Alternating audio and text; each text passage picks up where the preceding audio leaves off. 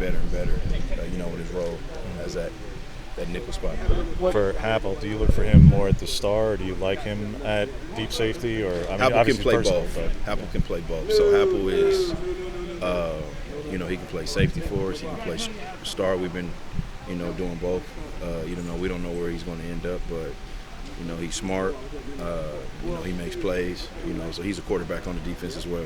Who else is there besides those guys and Bassa? Who's next? Is it Verone technically because he did it before, or do you have a fourth and fifth guy? No, when it comes to depth chart, right, we're kind of moving guys around. So there's nothing set right now. So we're going to, just kind of see where things fit, and we're going to see what guys can do at every spot. And then once I sit down with Coach, he'll let us know, what he thinks is best for as far as who the starters are, and who the twos are. But early in camp, you always want to see guys compete. You do have to set a depth chart sometimes, but with as many young guys as we have, you want to see guys get in with certain groups, and see guys communicate with the vets and see what they can do. So we're kind of doing that a little bit on the back end. We probably overlook Verone a little bit, but just hearing about how much of a ball hawk he's been here this first week, I'm sure as a safeties coach that gives a couple of smiles in the film room when you're starting safeties, picking the ball off a couple times. Yeah. Oh, yeah. So that's the key, right? We want to get the football back to our offense. We don't talk about turnovers, right? We talk about takeaways, right? We want to go and take the ball away, from the offense. So we've been getting our hands on some balls, had a couple drops here and there, that you would like to see us actually catch those balls, right? But we're getting better each day. Do you guys track deflections in practice? We track everything. Track.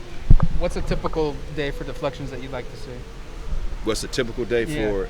I don't have a certain set number, as many as possible. But I told him I don't want to lead the nation in pass breakups. I want to lead the nation in interceptions. So if we can get our hands on it and hopefully catch it right and get off the field. When you just pass break it up, right, you're still on the field. So we want to make sure, right, we can catch these balls and get off the field. Do you see a scoop as favoring one side or the other field or boundary right now? Or just same thing, just because you want to keep that competitive edge. You don't want to just give guys, you're a boundary safety or a field safety. So we're going to move all those guys around. And then once we kind of get past, where camp is as far as, just teaching guys our base scheme, then we'll kind of put guys where they fit, but we don't have like a certain home for scoop right now. Who's kind of the field general in the secondary for the twos? If Verone is it for the ones, who's kind of running the show for the twos? The twos is probably Addison.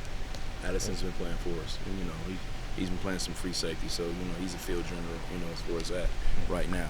But it could be at the same time it could be Jeff Bassett at times. So we kind of switch off with that. To go back to Happel, what's the evolution of his leadership kind of been like, especially being probably one of the older, if not the oldest guy in that room right now?